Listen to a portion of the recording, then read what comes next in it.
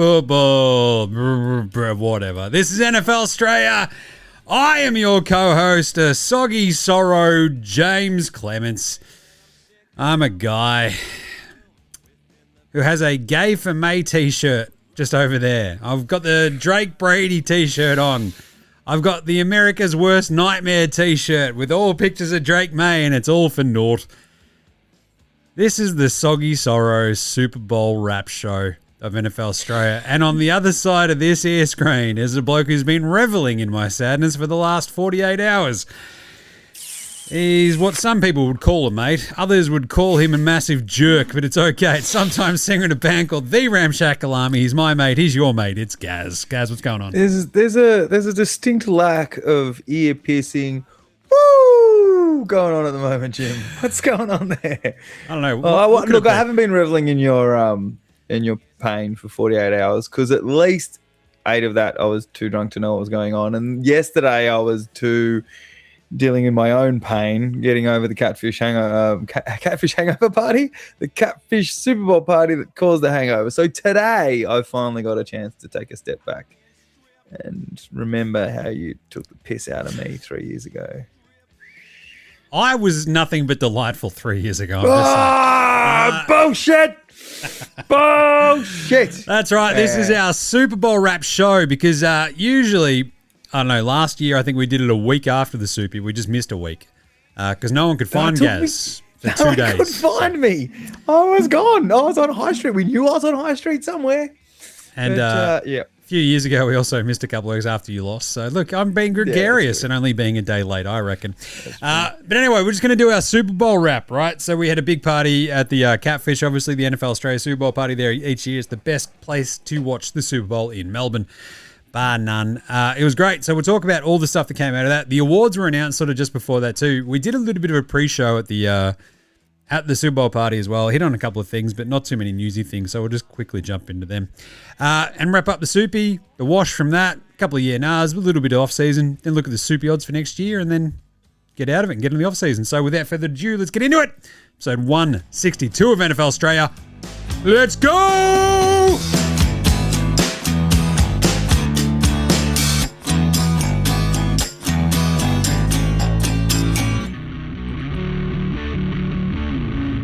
Oh, gee willikers. Oh, gee whiz. Oh, gee willikers. Why? Why do I keep getting hit? This sucks. G'day, I'm Drake Maye, and this is NFL Straya.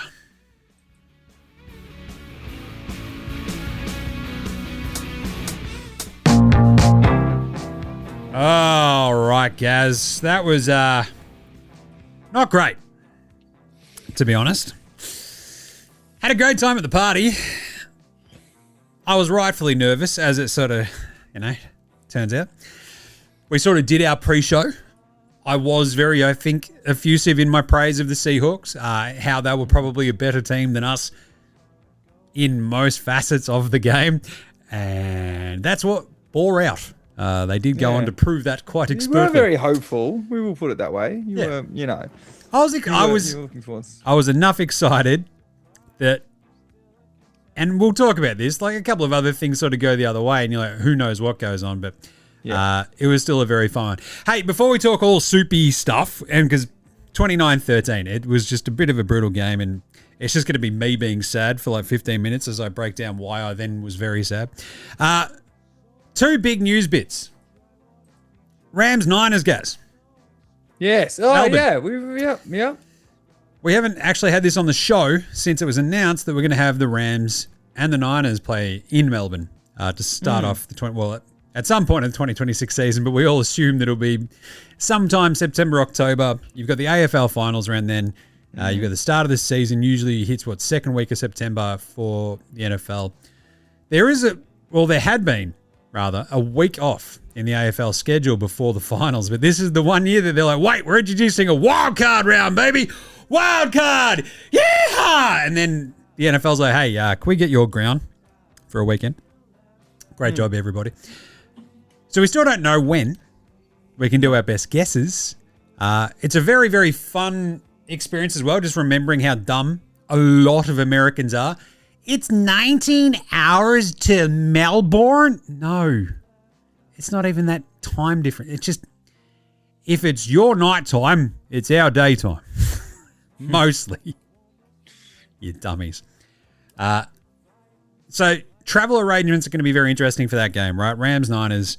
But they are both obviously West Coast teams. West Coast teams. It is interesting that it is a divisional game. They tend to not do that for international games, but that was the bit that stunned me. I think I messaged you, and my odds on was I was sure it was going to be Rams Chargers. There's just the two California teams, non-division rivals, not fucking different conferences, fucking playoff teams. Let's fucking go. Yeah. And I didn't think that they were going to waste a broadcast on an international. That said, we also don't know what time of the day it's going to be. It's going to be very, very nice and friendly for the US audiences, I'm sure. So we might be watching it at fucking, I don't know.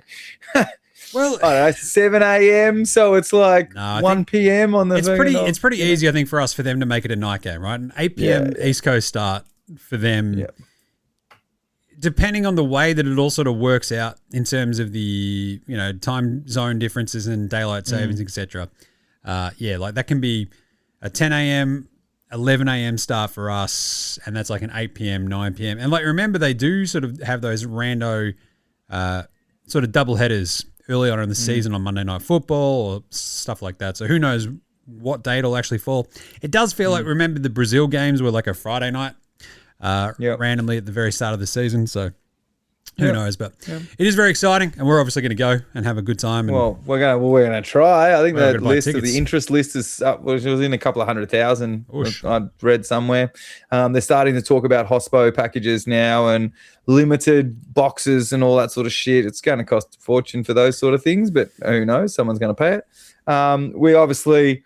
Everyone who's a legit fan is optimistically cautious about the fact that it's going to look like dog shit in the middle of the MCG, 6Ks away. But you know what? It's the vibe. It's the vibe of the thing, Jim. It's Marbo. It is, I mean, going to an NFL game is also like the experience itself. You are quite far away from the action. It is better to watch it on TV, but it's going to be here and we will be there. So, by hello. High water. The awards were also announced. Matt Stafford won the MVP. Shouts to the guy who voted for Justin Herbert. Yeah, sure. He did the most with least. Did you watch Drake Maye and his receiving calls? I don't know, mate. Yeah, I mean, I was just looking at Mac Hollins' stats before this game, and this was his second highest stats in his career, and he put up 550 yards in a regular season. Not great. Offensive player of the year was JSN. Well deserved. Myles Garrett won defensive player. Coach of the year was Rabes. Love that. I think third coach ever to get to 14 wins in his first season with the team. Didn't have to chop off his penis either. No, which is probably just as well. Offensive rookie went to Tet McMillan, which was a it's fine. Because sort of everything else sort of dropped off towards the end. Defensive rookie was Schwessinger there for the Browns. Comeback player was CMC. Sure. And protector of the year, which I still love, was Joe Tooney. So good job. Sure. Soupy. Yeah, I might relax for the next 10 minutes, Jim. Okay. Just let you take it from here.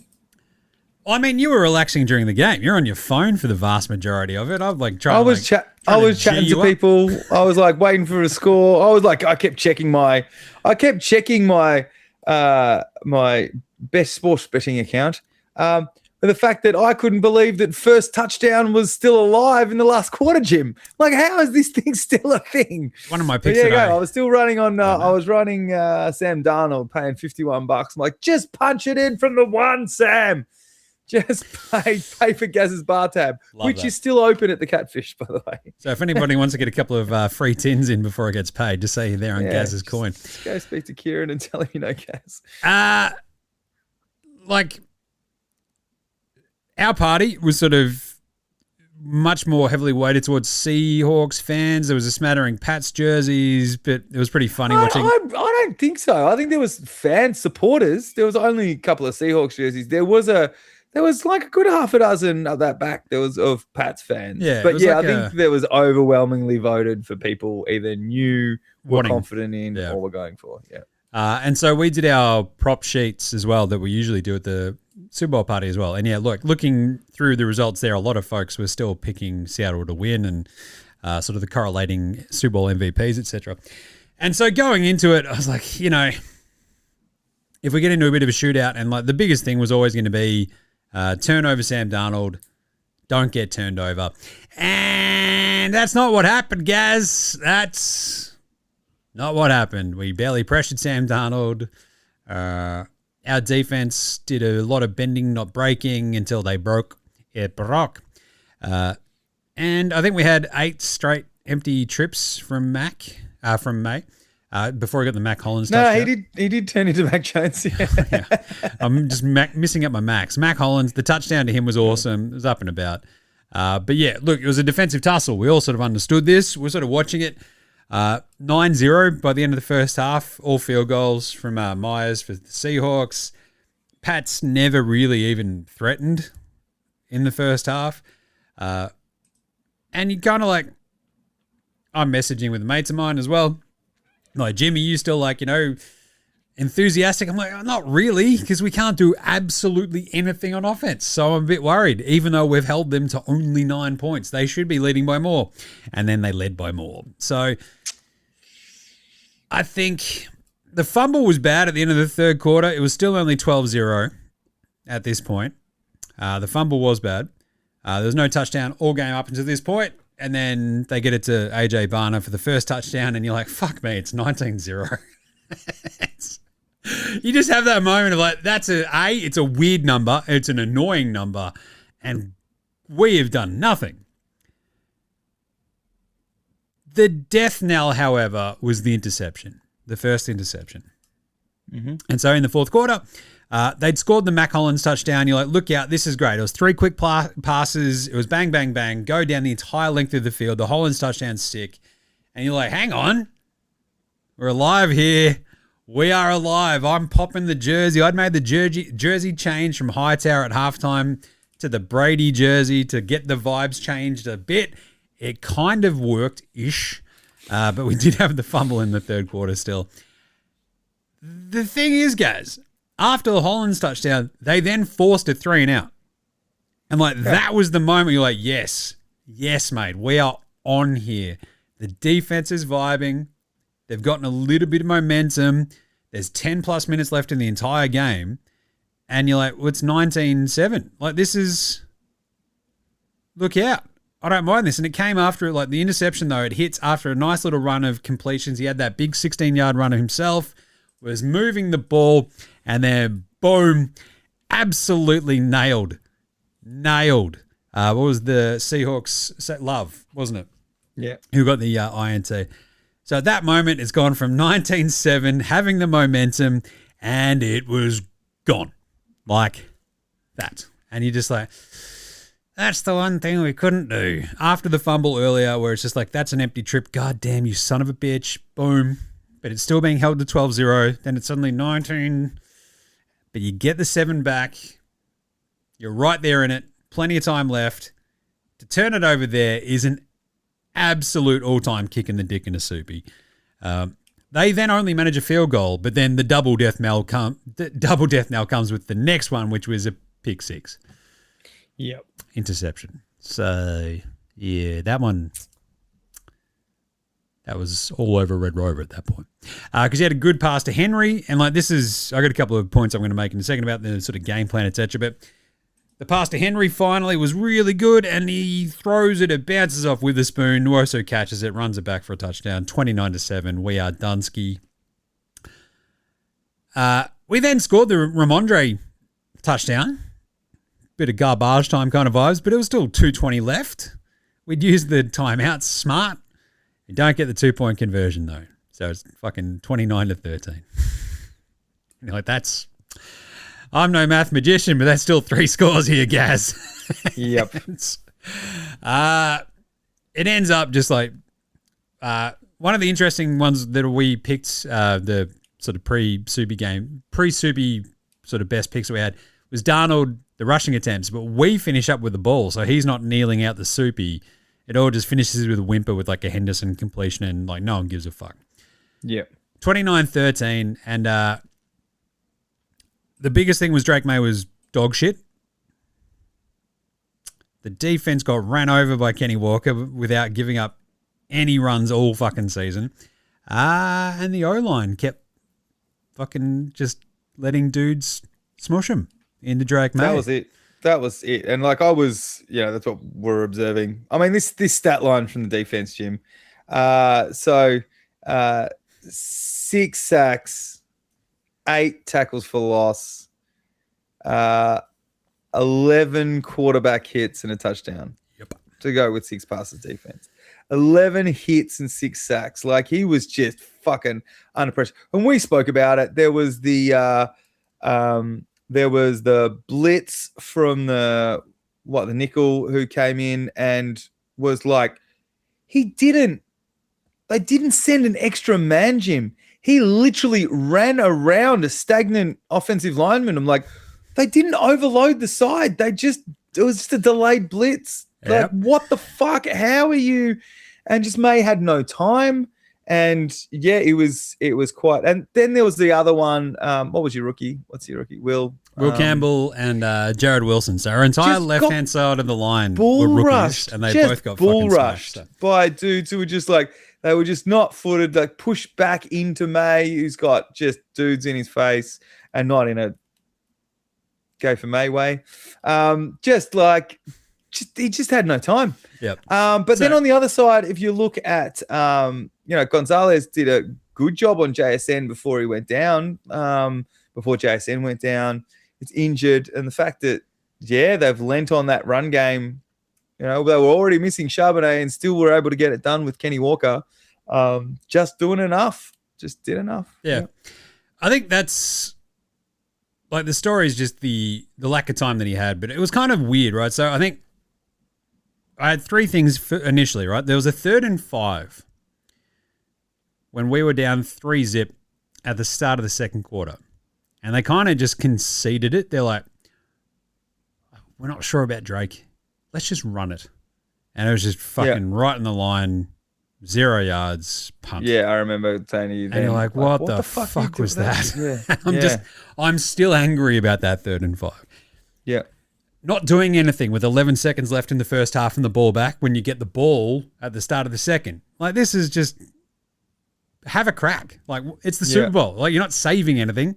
Like, one pass down the sideline, get out of bounds, Hail Mary, or maybe you get a field goal. You've just done fucking nothing on offense. Try to goose it. And then a 3 and out to start the second half as well. They just went bang, bang, bang, done. And you're like, oh, we're fucked here, aren't we? Not going for it, down 19-6 when we finally scored on the Mac Hollins touchdown. That was also strange because I think as we were kind of batting back and forth during the game, 19-6 is 13 points. Kicking a PAT is 12 points. How do you get to 12 points, guys? You have to score 2 touchdowns at that point, right? Yeah. 11 points. You only need another 2-point conversion on a touchdown and then a field goal, and you've tied the game. It's just simple maths. But instead, they kicked the PA fucking T. And so you're like, again, this is like just fucking a bit of alarm belly of like, we don't trust our offense at all. And that doesn't really, I think, engender great goodwill in a soupy. But obviously the biggest part of all of how this unfolded was that May was under pressure all game. And like the way that the game plan sort of unfolded, like it felt like the offense never made his life easier. So yes, you've got Will Campbell and was it Wilson, the other rookie, and you're just like, okay, the left side's fucking, we're having to like load up that side. It means that Mikey Mackey McD can just have a crack on the right-hand side and know he's going to have man coverage, and off he goes. Will Campbell surrendered 14 pressures, which is the most of any fucking lineman this season all year, which is crazy. And that just sort of meant that like suddenly May had 0 time to do anything he wanted. And even when he did, he was just a little bit fucky, a little bit nervous, as you can imagine, and was missing throws anyway. But I feel like just like the weird little, like the sort of Josh McDaniels traits of like little fucking dump off passes to running backs or tight ends. There was like none of this shit that was working at all. He had no time to do any of that, but it felt like they weren't making his life easy. And like if he gets into a bit of a rhythm with that sort of shit a bit earlier, perhaps, who knows what the fuck would have happened otherwise. But all the passes that he missed, and like you can just watch the compilation, like there's just like, they're all a little bit off. Like just fucking everything. Yeah. And then he finally gets going late, but it's too late. It's like the fucking fourth quarter where he ends up with 295 yards. But it was all in the fucking fourth quarter when we're basically having to play catch up. And you're like, where the fuck was this desperation earlier? Where were these big fucking like, all right, let's have a crack moments? And I guess the flip side of that then is like, yeah, we barely pressured Darnold, right? 1 sack the entire game. Yep. And that was fucking it. And Darnold was just able to sort of like calmly do the little bits and bobs that he needed. They could rely on Kenny Walker, who ran the fuck over everybody for 35 yards, 35. win the Super Bowl MVP. But just they never had anything really making Sam Darnold turn into Sam Darnold. No, and like your running game was just before while you were still on offense. You had 42 yards between your two lead running backs. That double-headed monster where we'd spoken about shortening the game, about controlling the game, about keeping it out of JSN, who doesn't, didn't do too much damage. Yeah. But still, like you just couldn't stay on the field and give your defense a break. That's it. Like being able to burn that clock, like Kenny Walker, that was the biggest thing because we had watched Ramondre do this 2 weeks ago against Denver, where it's just like you get to these points where you're just burning clock by getting that first down from your running back, and we just literally, I think we got maybe one from one of our running backs at any fucking point off an actual run. But like Henderson also, like this is the thing about like making it a bit easier on your offense. Henderson had like 2 or 3 little flashes in his 6 carries. And this is why we had the Henderson bag bet, right? Where it's like if he hits the outside on one of these little bits, he's fucking gone. And he threatened to do so twice, but was tackled. Like the Seattle defense was fucking awesome. It was really well prepared, really well drilled. Mikey Mackey McD is awesome. Henderson, though, like, I don't feel like they sort of had the right fucking plays, plans, whatever. Because every time he's sort of just going through the guts, you're like, that's not... Henderson, when he hits like a tiny bit of an edge, he's fucking gone, right? That's how he does it. And Ramondre is the sort of bull rush dude who'll just fucking like knock dudes over. But yeah, it just felt like the entire game plan was just a little bit fucking janky, kind of on both sides all the time. And you're like, this is just the exact opposite of what I wanted to see. And that's why I ended up losing the game. Because I think the last thing was, the Pats, as I was yelling about all the way into the lead up, the way the Pats have succeeded this year and why they've won games is every game they've gotten one thing from their defense or the special teams, whether it be a really big turnover in a big moment or like a fucking punt return touchdown or an interception, a pick six, whatever, and it just never happened because Darnold didn't throw an interception. Gonzalez nearly got him like 2 different fucking times. But it never happened. And like if you can't force Darnold to Darnold, you're not probably going to beat Sam Darnold. Well, like we've seen this the last couple of years. Like if he stays clean, he stays cool, he's fine. If you fuck him shit up a little bit, he can go completely turtling and off he goes. So without forcing that massive defensive special teams play, we didn't have much of a chance. And we've seen that all season when they've pulled it off and they just didn't when it mattered. So didn't get it done. Anyway, so you get that on the big jobs. They held JSN really well. Gonzo was awesome. But Kenny Walker was just too good. I mean, the fact that they hadn't given up, his over-under was like 79.5, whatever it was. He had that straight away. He had it like almost like the first quarter. Like it was crazy. And like we just couldn't manufacture shit. And it was like really just dispiriting while you're watching it. And May was just all a little bit off. You get the fucking kind of shitty half excuses. Oh, yeah, the shot in the arm and all this sort of stuff. It's like, all right, you said you were fine. So either fucking piss off, stop lying, or just play better. But I don't know. There was the lack of separation for like Diggs and stuff. Like the secondary for the Seahawks is fantastic. Yeah. The run stopping they had, the pressure they obviously got through to May was unreal. Like it was like, I think the cool thing for the Seahawks was like Witherspoon was fucking everywhere.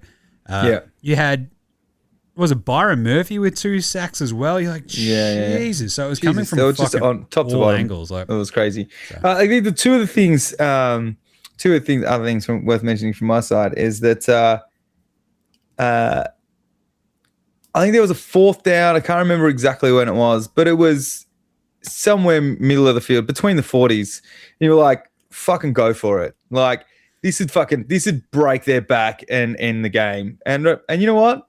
They fucking punted it away and just trust their defense that they were going to get the fucking ball back anyway. They're like, you know what? They can't fucking move on us. And it was like you heard the commentators saying at the time that the Seahawks are one of the least go for it on 4th down teams. Yep. And like, you just know that if that was Sirianni or Campbell or Johnson or like one of those guys, it was just like, it wouldn't have even been a second fucking thought. Yep. But it was like, you know what? I understand our balance. I understand we're going to get the ball back. I'd much prefer to not take that risk, and I want to pin them down there, which leads on to the second point. I'm like, what a fucking game from Dicko, right? That just fucking pinned you in the corner of like, I think it was like of 6 punts, of 7 punts, it was 3 of them were inside the 20. Unreal. It's fucking pretty good. Pretty sick with a 55 long. So, yeah fucking great game. Awesome. It was Bought awesome. An Aussie, ring home, fucking let's go. But really, I guess like it all simply came down to like Seattle forced the issue, right? They made the Pats play their way rather than the other way around. And like, you control the game like that, you're probably going to win it. And they did. So to recap some of the best picks that we had, like I think the under hits, Seattle obviously covered the 4.5. Maye goes over with his passing yards, his passing touchdowns, his rushing yards, and I think his rushing attempts, I want to say. Oh, no, he went to 5. Jeez, I thought it was over that, but that's all right. Didn't get the touchdown. He did have the yes interception, which is the sad bet, but it's a winner. Diggs goes under, no touchdown. Hunter Henry, I think, goes under as well. The 31 was just a ting. Keyshawn Booty was my favorite pick. I think one of my top 10s was the longest reception, and I think that's what he only had 1 catch. It was 21 yards. So that's thanks, Booty. But there was a couple, and that's kind of the thing, right? There was a couple of these moments where, like, Maye was trying to force it to like Kyle Williams, and that's where the interception came. But just the misses. Demario Douglas was catching some pretty good balls. It felt like the receivers actually saved Maye even more, like maybe a couple of extra fucking times where it's like, Jesus, dude.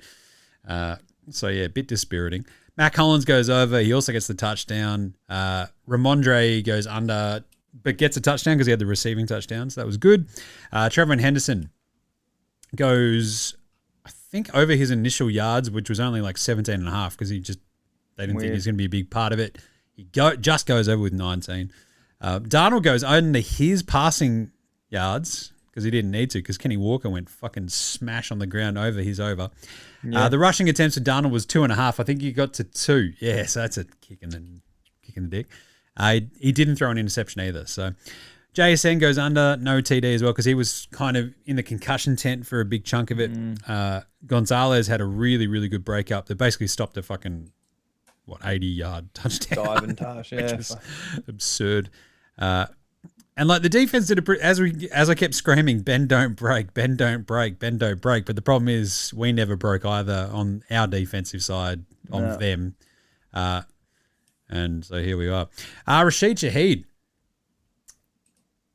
He only had the 16-yard. I think that hit his over. I think it was meant to be 14.5. Not bad.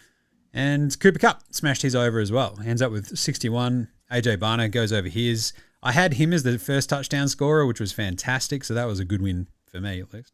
All the lineman stuff, nothing like that ever happened. The Pats never got creative, really. We did get a flea flicker at one point, though, which was broken up, which I vaguely remember because I was pretty hammered by the end of the day. But and yeah, any defensive special team touchdown of the game, which is like $3.10, that did obviously hit with a pick 6. Yep. Super Bowl MVP was Kenny Dubbs with his $8. That's not bad. Coin toss was heads. Boo. The Gatorade color was yellow, lime, green sort of color. Do you remember they were mixing it up on the sideline though, and we all fucking lost it because it was like orange or some shit? Again, I don't remember too much on the I day, don't remember that. and the anthem went under, You Beauty, Charlie Puth. Yeah. He tried his hardest to extend it, but he there was some tense moments at the beginning of the game, Jim. It was, but we got there in the end. I don't know. So there's a couple of like super NRs here and a couple of other off-season ones. I don't know. Is there any other sort of, I don't know, takeaways from the game itself? Like, because I think I've already explained my frustration about the defense sort of not getting to Darnold and Darnold being awesome, the Seattle defense being fantastic, Maye being shit, the line being shit. Do we talk about the fact that Bad Bunny had more yards carrying the ball at halftime than your team did for the other 60 minutes? Yeah, he did. It's a rough one. The halftime show, look, this is the thing. People get real fucking upset about the halftime show. I couldn't give a fuck. No. It was cool. I'm like, whatever, he's singing. Yeah, I enjoyed it. I don't like the guy's music. I don't care. Yeah, I just saw it as a thing. I'm like, that's pretty cool. Oh, there's Pedro Pascal. Oh, there's a bunch of hot Latinas just soaking their ass. I'm like, cool. Can we go back to football? I gotta piss and order a cheesesteak. That's it. It felt very disingenuous of a lot of fucking weird old white dudes getting angry at big booty Latinas shaking that booty, which I do not believe they did not enjoy. Yeah, and also a bunch of people who obviously don't care about Bad Bunny who are all of a sudden now fans of his because, sure. Yeah. Just, you know what? You're going to go back to not listening to his music. Like, let's go. It was fun. I enjoyed, I don't know. I looked at Katy Perry because she had a shark thing that was a shit dancer. And I looked at, like Shakira and J-Lo and like, I pull something out of everything that I enjoy. But apart from that, it's kind of a side hustle to the football, right? Dude, I don't know. I love it. I love it. I think it's the dumbest fucking the woke NFL. It's like it is the least woke fucking league in the fucking world. What are we doing here? Yeah. And then this is what's wrong with America. It's like, is it? Yeah. Is it? Or is it maybe you go, I'm very angry about something on my telly. That doesn't affect me in any way, shape, or form. Is it a game that's spending the last 5 years marketing to and playing games in different countries all around the world goes, who's the number one streaming artist in the world, sings in a different language to all of these places we're trying to play football. Maybe we stick him on the TV and get some extra fucking people who might watch our game. And I do believe we got the official numbers in today as well. And the halftime show was like 128.9. So it's like the second most watched ever, I think, after Kendrick last year. So there you go. But I think that's only US. So 120. It was like 124, I think, for the game. 128 for the halftime. So wow, that boycott sure did work. Yeah. Anyway, it's almost like these idiots don't know what they're fucking talking about, Gaz. All right, let's do your off-season doovers. Hell yeah! I mean, to other sort of like little soupy takeaway. Zoom out a little bit. Gaz, Seattle won the soupy. Their over-under this year was 6.5. No one expected this. And they've got cap space. They're not going anywhere, are they? Yeah, nah. Well, you never know. They're fucking, honestly, like, the fact that we just heard after smashing the Chiefs dynasty last year, like, oh, look at the young defense of the Eagles. They're making a very good fucking story to repeat already, even though we've played no more football. And now, instantly, like, listening to the recaps of the Super Bowl, it's like, oh, yeah, they're set up for a dynasty, Jim. They're set up for a dynasty. But look, to be fair, the fact that they have built a lot of it through the draft, cheap contracts at the moment until they have to pay that second win. You got to be happy. They've got, but they are in a tough division. The other teams are not sitting on their laurels, Jim. The key thing, and I don't know if you've seen this so much, is the drafting of the Seahawks and how they've just gone bang, bang. Yeah, it's just built in the draft, bang, right? Yeah, bang, bang, like time after time. So from like Kenny Walker, it's like Charles Cross, Witherspoon, JSN, Derek Hall, Byron Murphy, Gray Zabel, Emanuwari, nonstop. Like they've just fucking nailed all their top picks for like 5 years. That makes a huge difference because, again, as we just hit on, right, the cap space still works in your favor if you're hitting on that because suddenly you're not spending a shit ton on like that talent. Boom. And away you go. So I don't know. I think the toughest part about it is like not having like Darnold is obviously good. I don't think we're all going to make the fucking argument that he's elite. But I feel like, does he become the new Joe Flacco is elite argument guy? Yeah, no. Oh, definitely could be, right? And I hate to throw it back to that last year where you've got fucking Jalen Hurts getting a Super Bowl MVP because he's played a massive game, and then people going, "Oh, fucking, he's elite top." No fucking sane Eagles fan has ever really thought that Hurts is elite. He's got a very special skill set with the right offensive coordinator can have that played up.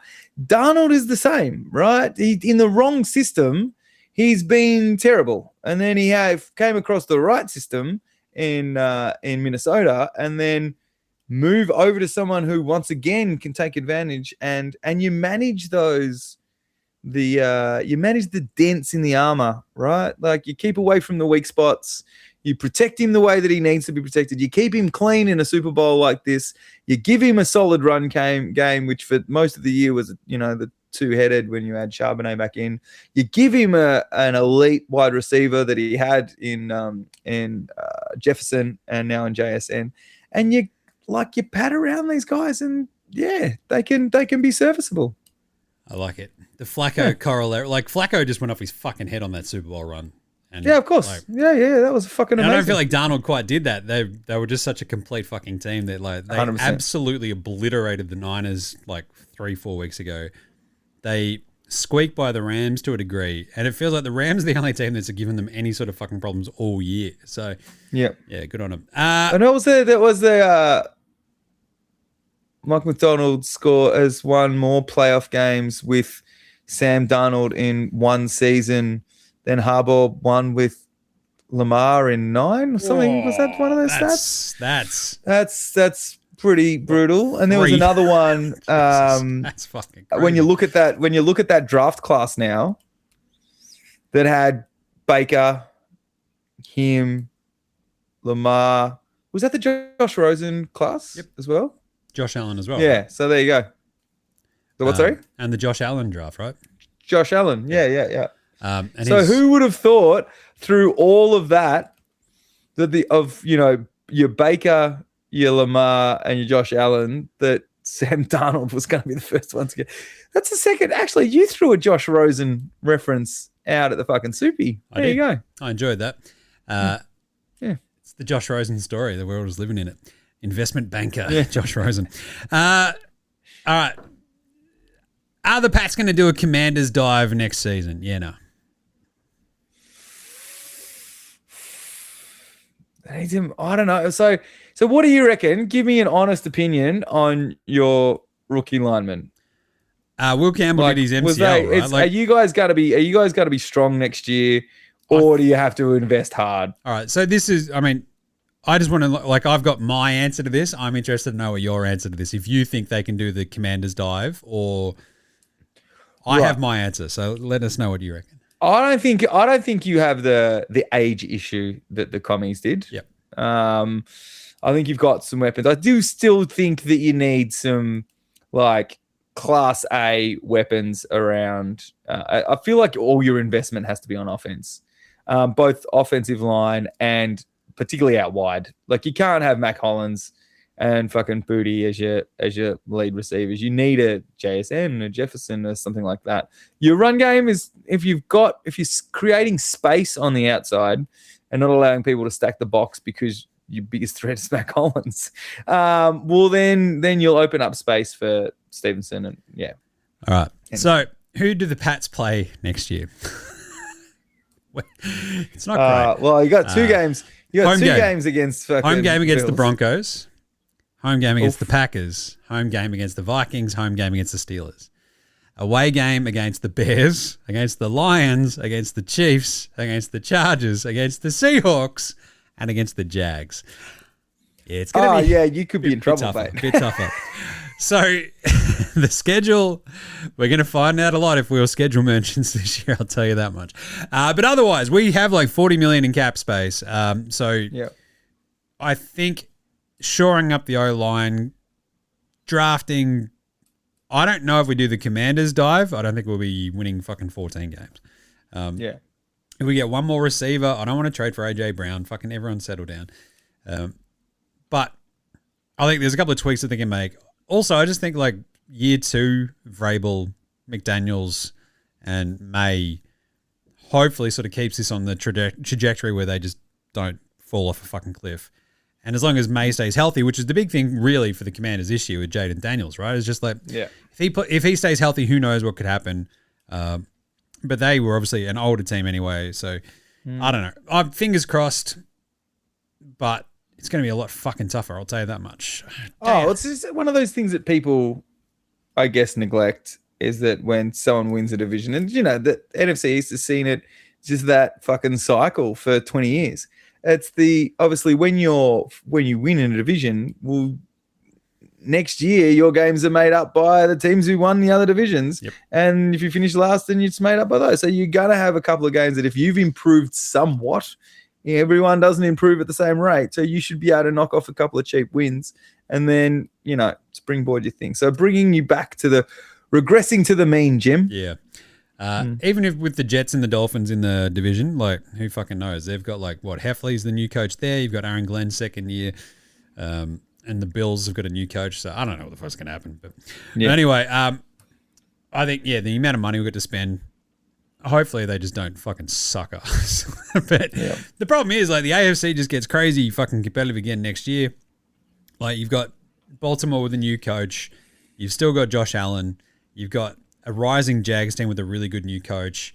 You've just got a lot more fucking, I don't know, even the Texans this year. If fucking, who knows what would happen to us in the first round if CJ Stroud hadn't been absolutely dog shit. So, I don't know, bit of a weird one. Other ones.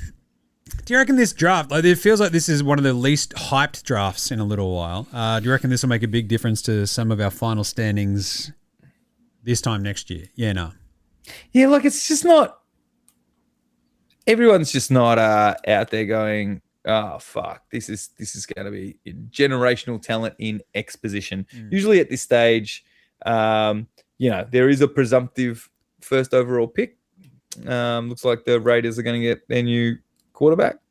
But apart from that, fucking, I've been following all NFL and not as up to college as I would like to be, but it just doesn't seem to have had the buzz. Got a few 3-round drafts in a mock drafts coming through now, but yeah, you're right. It hasn't been super hyped, has it? Yeah, it's a weird one. So, we'll endeavor once again to do an off-season sort of prep NFL Straya at some point around free agency and before the draft. I think we managed one last year, maybe not. I can't remember. The plan was always to do one, and then we just probably didn't. But it feels like there'll be enough, at least. I think there's going to be a lot more free agency and trade sort of stuff going on in the off-season more so than anything else. So, speaking of which, Max Crosby, trade coming? Yeah, nah. He's kind of at that point of his career where it just doesn't feel like he's willing to go through another rebuild, right? He's played for some dog shit teams there, and he's got that skill set. I feel like I've given you enough, Raiders. I don't know that I want to go through a rebuild with a new coach, new quarterback. It's just not going to be the vibe. I can see him wanting out. And if they're going to have to rebuild around him, and it's a solid plan of at least 2 to 3 years, we'll get something for Crosby what you can. I reckon it's probably, I think the cap hit for him versus if you guys trade AJ Brown, you get slapped with $40 million. Yeah. Whereas his is much lower. So I don't know. I think he's also sneakily 30. He's now played a lot more snaps than TJ Watt, who's I think a little bit around that same age, right? And sort of, I think has also dropped off a little bit as he's sort of aged. But anyway, the chaos in Philly, guys. Are you guys going to be okay? Yeah, nah. Yeah, look, the concerns that I've got are not about AJ Brown. Right, you heard his interview on the Micah Parsons thing. As you said, the cap hit. Howie Roseman's already come out and said, that he's going to. It's too hard to find players like AJ Brown, and you're just going to fucking let him go for peanuts when the window is still open. liking starting the more I'm hearing more about the offensive coordinators with Mannion and fucking the stuff that they're hiring around him. I fucking don't like the Stout retirement. That's fucking huge. So your what linebackers coach Jeff Stoutland, wasn't Jeff? No, offensive lineman. So the guy who turned John Mailata from a project into, a left tackle, who brought in Landon Dickerson, who, got fucking rejects from other teams who, first round draft picks who just got nowhere and were getting booted. He'd take them off the scrap heap, build them up. And that's why it became Stoutland University. You'll still see it. Like Jordan Mailata introduces himself as Stoutland University. He's retired this year. So what had happened is a few of he had been run game coordinator. That kind of, as last year went on, that kind of role got taken off him. Patullo and the whole fucking offense last year was a shit show. So we've now replaced him, but Lane Johnson is getting very, very close to retirement. And then Landon Dickerson, who's only 27, who partners really well with Mailata, and Cam Jurgens, who was injured all last year, have just their bodies battered. So they're now talking that Landon Dickerson might retire at 27. So the whole offensive line needs a rebuild. Didn't he tamper that down, I think, the other day as well? He's like, all right, it's all right. Just everybody chill. I don't know. They try to, but you just don't know. This is the interviews from last year were after the Super Bowl run and a 2,000 yard, the battle of an offensive lineman for a 2,000-yard season for Saquon. Like, they were just all injured for the whole year. But yeah, that's got to fucking take its toll. But anyway, who the fuck knows? As long as Fangio comes back. Fangio! Oh, yeah, it was his retirement was definitely tamped down, wasn't it? They're like, no, he's staying, so that's good. Yeah, so his retirement was tamped down. So he was definitely rumored to be retiring, and apparently they've convinced him to come back for 1 year. So I definitely think that they should be get him a Fangio hand-picked fucking replacement to be in there to do like a transition year. Nice one. All right, let's buy some beers. Good bloke of the week. Who are we buying a beer after the soupy? It's obvious. Sam Darnold. One of the great stories. Discarded, disused, thrown on the scrap heap, bouncing around. And we go, from the Jets to the Panthers to the Niners to the Vikings to the Seahawks to Super Bowl champion. Yeah. Pretty bloody good. Didn't win the MVP, but Kenny Walker gets that. He also gets a beer because what a game that was. That was pretty fucking good. No one could run on the Pats all year. He went, that's neat. Check this out. And some of those big ones, he never had the massive fuck you giant one, but it was all 20 or 30 and just one thing I didn't mention actually in there, I think they set a record for Super Bowl missed tackles, did the Pats. That's another really fucking... That's not great. That's a really fucking good one that I like. You might remember me on the couch watching the Super Bowl with you guys screaming, just tackle him. There was a bit of that. There was a bit of that. Wow. That's the classic. Just tackle him. That's a great footy call as well when you're in the stands of the A. But just tackle him. Anyway, DeMarcus Lawrence, proven completely correct. I was talking him up. He didn't have the demolition job that I was hoping he would have. But yeah, that was just Cowboys. Just even, Cowboys fans and the Cowboys subreddit were not go get your ring, Lawrence. We've wasted your fucking career. That's great. Good on you. So go do it. Yeah. Peacing out and time to go eat it was pretty awesome.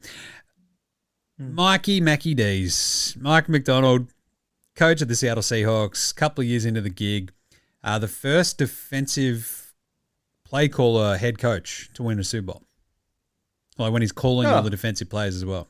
Because even Belichick had defensive coordinators in there with him and stuff like that.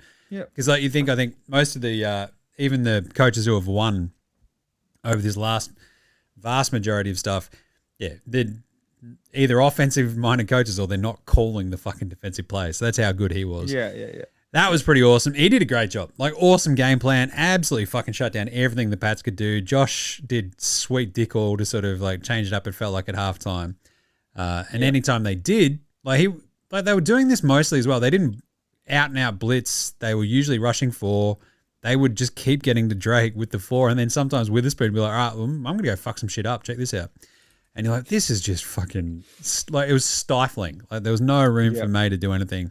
Mikey Mackey D's, huge win as the Seattle Seahawks head coach. I love that for him. And the Pats. Christian Gonzalez, what a game. What a fucking game. He was unbelievable. He was so fucking good. Really wish he'd held on to that one that he had 2 hands on because, as we say here on NFL Straya and NBA Straya, if you can touch it, you can catch it. So fucking dude. Anyway, but he was great. He did absolutely everything right. Anybody else want to throw in there, guys? John Schneider, pretty much GM. Oh, did you fucking? Sorry, did you see the fucking streaker in the last? That's the guy who, and there's a first person vision because he did it in meta glasses. I did see this.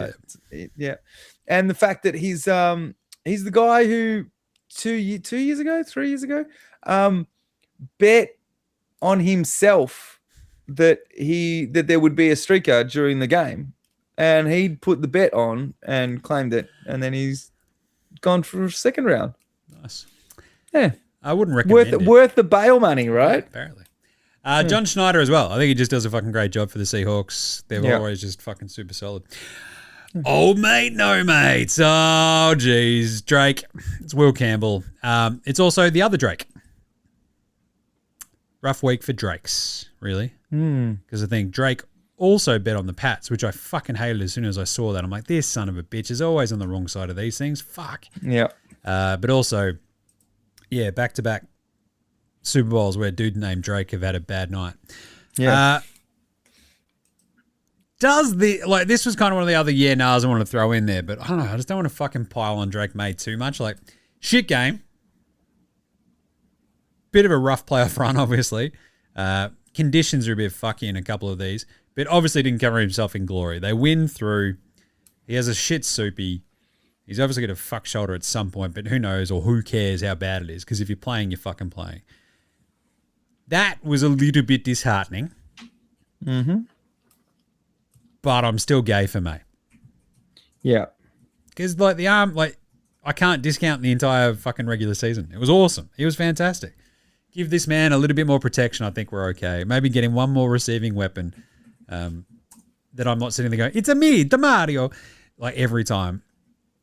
Perhaps something good can happen. But yeah, not a great week for Drake Maye, right? Because he's just copying it left, right, and center.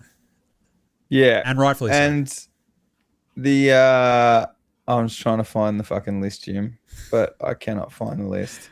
Is it the shitty QB in a Super Bowl list? Because it's like him, Rich Gannon, and fucking somebody else who sucked. Nah, it's the quarterbacks. The list of quarterbacks who made it back to the Super Bowl. Oh yeah, and haven't returned is quite extensive, and it's not great because you've got Brock Purdy hasn't returned, Hurts returned, Joe Burrow didn't return, Garoppolo didn't return, hasn't, Newton, Kaepernick, Grossman, Hasselbeck, McNabb, Delhomme. It was Kerry Collins in 2001 and Rich Gannon. So it's the third worst out of 52 QBs, I think, since basically 2000, right? And so it wasn't the worst, third worst. I think there was also the stat, his dropbacks lost a total of 29.6 EPA. And you're like, fuck it, Jesus, that's bad. So yeah, that was across all the playoff games. So he just had a bit of a rough one. To the point where it's like, if you remember Noodle Arm Peyton Manning being carried to the Soupy in 15, like his run was even, May's playoff run was worse than that. But I think it's just, he also played some really fucking tough defenses. I get it. There's like 3 of the top 5 on this, 4 of the top 5? No, 3 of the top 5. 4 of the top 5 because the Seahawks are there. Might have been 4 of the top 6, as it were. But still, it was just, he's copping it. He's going to cop it. He's 23. Fingers crossed we get back there as well. But I don't know. In May, I trust. In Vrabes, I trust. but copping it rightly right now. So he's a bit old mate, no mates. And obviously same with Will Campbell, who the Will Campbell discourse is really strange, I feel, because he was awesome at the start of the year, like really fucking good. And like the big thing is, he's got short arms. And you're like, yes, you could see in the soupy, just dude's being able to get right into his shit, like right into his chest. And once you get that on a fucking O-lineman, you can get him back, right? You've got the leverage. And so the problem was because he hurt his MCL in the season, he just hasn't been good since he came back. Well, that's been the big thing. So you sort of just hope that he gets healthy and it's all okay. People are already like, maybe we move him along that line a little bit so he hasn't has to. And you're like, fucking all right. None of this was coming up early in the season, right? Before he got injured. So I'm just sort of hoping that he's okay, comes back healthy and he kicks some ass. But yeah, he is rightfully copping it as well because the 14 pressures is just absolutely out of control. Absurd how much he gave away. And like, I don't want to really throw Vrabel in the old mate, no mates, but like the 19-6 decision left me a bit worried. Some of the defensive shit was a bit fucking strange. And yeah, it's not great. Just saying. You'll be right, mate. You'll be right. Anyway. Got 6 months worth of mourning and you'll be okay. You'll be okay. I am in a much better spot than I thought I would be, but it's also because I didn't expect any of this year. So who the fuck expected the Pats to be there? Like as you said, one playoff game is a winning season, and yeah, you're good, mate. It always sucks when you lose a soupy, but it's also it is an amazing privilege to just be there sometimes. Settle down. I've got to eat dinner. Let's go. I've won and lost a lot of soupies in my time, Gaz. Outback Takehouse, very simple. The Pats tanked the soupy to avoid the May hype getting out of control. I just wanted another stat. Haven't the Pats now lost the most Super Bowls? Yes, we have lost the most. We've also won the equal most. So yeah. That's okay. I'm not talking about that stat, Jim. I'm just talking about the last. Hey, we've all got fucking stats, guys. Yeah, we've all got stats. Little Aussie battler, Mick Dixon. You fucking legend. You hit on this earlier. This is awesome. He's out there talking about his palmies and his chicken salt chips, and we'll buy him a beer. Yeah. On the house. On NFL Straya, we'll buy him a slab. Fuck, that was awesome. Yeah, why not? It also means we've got back-to-back Super Bowl Aussie champs with Jordan Mailata, which is very cool. Yeah. But he was great. Awesome game for him. And I believe you could have actually bet on him getting a tackle, and I think you did on a special teams play. So I was looking through the stats, and I think he fucking got it too. So that was awesome. He was just absolutely terrific, which I very much enjoyed. So before we look at the soupy odds for next year, little off-season sort of thing. So you've got March 11, I think you've got free agency deals and trades become official. So you've got all the sort of negotiating period before that leading up to it. The franchise transition tags, that's at the start of March. So there'll be a lot of movement in that first week or two of March. And then you got restricted free agents, all that sort of shit. But then you have the draft on April 23 to 25 in Pittsburgh. So, yeah, I think what we'll be doing on NFL Straya is we'll try to probably middle that and do like a big off-season, maybe an off-season prep show or at least just an off-season reaction show, maybe after some of the free agents. So, yeah, it'll be kind of fun. And the draft, as I said, it doesn't feel quite as hype as it is, but that always just speeds up as you get closer and closer and closer. And we all sort of sift through all the information and then get hyped about our fucking prospective spots in the draft and who could be around there and looking at tape and all that sort of shit. So anyway, before we go anywhere, next year's Super Bowl, Gaz. Some of these odds are fucking fascinating, and I wanted to get your feedback here. Seattle are the favourites at $8.50. They are the reigning champions. That makes sense. Yeah, makes sense. They look very good. Next up, it's the LA Rams, who nearly beat them 2 weeks ago. Matt Stafford. Are we going to go through an entire offseason of Stafford's back again? No, well, he already said on stage at the awards show that he's like, I'll see y'all next year. And you're like, okay, so he's not retiring. Just pulling the wool over our eyes. $9 for the Rams. And then there's a big jump to the AFC. Baltimore and Buffalo at 13. One of the big losers, I feel like, from this season, watching that Pats offensive ineptitude is just going, wow, did Josh Allen miss his fucking chance? Holy Yeah. shit. That fucking game that he absolutely blew to Denver. Fucking hell. Who's got some regrets? Green Bay at 14. The Chargers at 15 next to Philly, which I was just stunned by. I'm like, the Chargers? Really? 15? At any point this season, would we go, you know who could win the Soupy? Not the Well, Chargers. to be fair, like, I bet you know what? An offensive line. Get him an O-line and we'll talk. All of a sudden you're going, yeah, fuck. All right. Philly at 15. How do you feel about that? Because you're ahead of the Pats who just made the Soupy. I feel like that feels a bit middle of the round, which I think is about right. There's a lot of question marks. Like our defense, like really came into its own kind of the second half of the season, but a lot of questions on offense. And we don't know what this scheme's going to be. So I think somewhere middle of the pack, we've got the horses. We don't know if we've got the coaches. So, like, I think we'll see. I think middle of the pack is pretty good. Nice. Right. Two of the big teams that dropped off this year, Detroit and KC, both $17. People are very fucking like, oh, Kansas City, look out. It's like Mahomes did his ACL. Yeah. And LCL.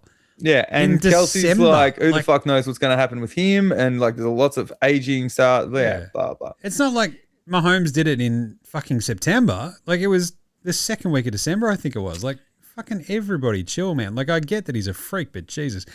Denver and San Fran seem pretty low. That's my point. I mean, obviously New England. I've got some in bold here, which is New England at 18, San Francisco at 19, and Denver at 21. Denver were the fucking 1 seed. And probably would have beaten the Pats if their fucking QB hadn't broken his ankle on the second last play of the fucking divisional round. Like, what are we doing? Like, that's crazy for them to be a 21. That defense is that good. Bo Nix, if he doesn't stink, who knows?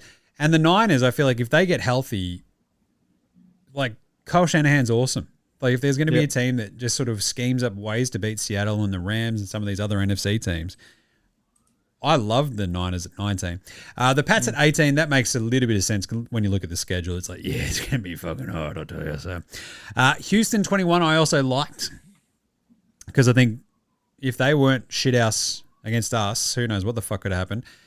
Jags at 21 as well, not bad. Chicago 26. Weird for Chicago taking a step backwards. Seems weird, right? I haven't looked at their like opponents this year, but or this season, but that could have something to do with it. And then Dallas as well, like Dallas at like the two weird long shots are the next ones up, right? Cincy and Dallas at $31. That's like everybody else is underneath that, right? So this is quite literally the top 15. Cincy and Dallas at 31. I was like, there is a world where it all just clicks for both of those teams, right? Like Dallas looked fucking crazy feisty at times this year. Cincy, like, they've got a new coach. No, wait, they don't. They kept Zach Taylor, didn't they? It was the only one of the AFC North. But it's just if Burrow was healthy, right? If Burrow was healthy, who knows? And then invest in that defense. The defense was not great, but invest in that. Dallas drastically improved and went on a run once they invested in shoring up the middle of that defensive line, adding some tackles in there. Replace the defensive coordinator, I don't chuck a couple of dimes on those things. I think so. Out of all of those, my favorites are San Fran and Denver at 19 and 21. Like, that's pretty bloody good. Just saying. You got any favorite picks there? Yeah, well, you know what? I'm fucking. I hate to say it, but it definitely would be worth like a fiver on the Cowboys. I know, it's just seriously, like, I think they could come hard this year and actually surprise a few people. Probably not win the Super Bowl. Yeah, it's worth putting a fiver on. Nice. But I think Chicago's low. That is low. All of those last couple of teams are low. But yeah, Pats. Let's go back to back. Soupies. Let's go. All right, will that do it? I think it really. Well, dinner to eat, mate. I think that ought to do it. What a season it was. Can't believe the Pats made the Soupy. Can't believe we got our ass kicked and we just sort of shit the bed a bit. Still, as I said, not as sad as I could have been. But anyway, this has been an awesome season. Thanks to everybody who's been listening, who's been checking us out on socials, who jumped on the NFL Supercoach train with us as well, which was really, really fun. You can still find us doing stuff over on Facey, Twitter, IG, TikTok, YouTube. I'll probably do an off-season power rankings at some point. I'll probably do a Soggy Sorrows video about the Pats at some point too, so keep an eye out for those. Rate, review, and star across all of your podcast apps as well, of course. You can go check out NBA Straya as well, which is very, very fun. Lots coming out now. We've got the All-Star weekend this weekend, which is going to suck, but who knows. Jim does Supercoach, still doing NBA Supercoach as well. I might throw some AFL Supercoach in there yet. I don't know yet. I just don't know. I do Supercoach. Gaz, have you got any plugs? No, I just say that while we might be gone, people like the Catfish and Sparrows are still open. So make sure you drop in and have a beer with the boys. Maybe close my tab for me. Have a cheesesteak, all that sort of stuff. That's about it. Yeah, and I'm going to go and start training for a marathon, Jim. Love that. So I think what we'll try to do, as I said, an off-season sort of prep / set up sort of show. Talk about some free agency, talk about some draft stuff. We always promise it in the off, like at the end of each season, and then we just, who knows if we actually do the damn thing. It's a tradition like no other here at NFL Straya, the off-season show that's promised and never is delivered. So keep an eye out for it, just in case. Also, maybe keep an eye out. We might be having AFL Straya pop up soon. So if you like footy as well, just saying, might be dragging in a mutual mate of ours, Jez, to talk some footy. So we'll see how we go. So keep an eye out across the socials for that too. All right, this has been awesome. What a season. Thanks to the Pats for making the soupy really interesting for me. Until it got really sad. And thank you, Gaz, for all the travel, jumping on, being a pain, fucking me calling you up in a hotel room in the middle of nowhere, that sort of shit. Yeah, that's exactly it. I'm sure that all of my neighbours in these hotel rooms were glad to hear me screaming about something they had no idea about. Love it. All right. Yeah. Well, we'll catch you in a bit, you dickheads. See yous. Later, hosen. And I don't know